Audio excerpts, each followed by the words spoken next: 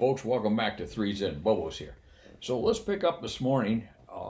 Let's dial the Wayback Machine back to, let's call it 9 July 1970. I think that's about one of the last times I was talking with you about where we were in T37s at that time. We're just going through our contact sorties and our link trainers and taking a test every now and then. Everybody's doing fine for the most part. Now, we had an interesting phenomenon in those days. We were right at the tail end of the Vietnam War. We were drawing down, but still, pilot production was going on pretty heavy. We were training, as I look back on it, about 2,500 pilots a year. In order to do that, they brought in about 5,000 applicants. We had approximately a 50% washout rate in those days. At any rate, one of the things that we saw, I don't want to say to a great deal, but it was not uncommon, was we saw guys would go through a commissioning program and come into UPT, into pilot training, and go through 6 or 8 weeks and then quit. And the reason they quit is because they could serve out their military commitment for 2 years or whatever it was at that time without going to Vietnam. And there was almost like a pipeline of that. Each class had maybe, and during that period, had 2, 3, 6 guys or so like that go through and just quit.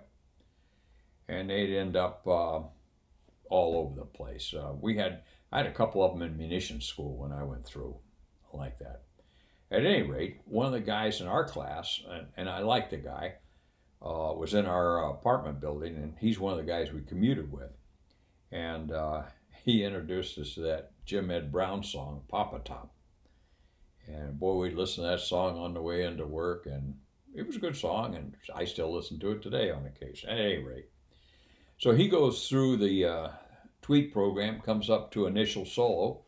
IP gets out, he taxis out, takes off, flies his 3 landings, and comes back into a full stop, heads over to the admin office and quits. And when we saw him later in the apartment building, he said, well, I just wanted to prove to myself I could fly solo in a jet. And he did. I have mixed emotions about that. I don't know, it doesn't set well with me. But be that as it may, that's the way it was. I've often wondered how he turned out. But that's about the extent of it. We did have several of those guys that did that. As we got further into 1970, 71, the establishment began to figure out what was happening, and they put a stop to it. They began taking guys that SIE'd, self-initiated elimination, and they would send them to remote assignments like morale, welfare, and recreation at Shemya or Thule, or fuels officer at Thule, Greenland, or something like that. Some really god-awful, undesirable posting for them to serve out their tours. And that, coupled with the drawdown of the Vietnam War, that kind of took care of itself on its own.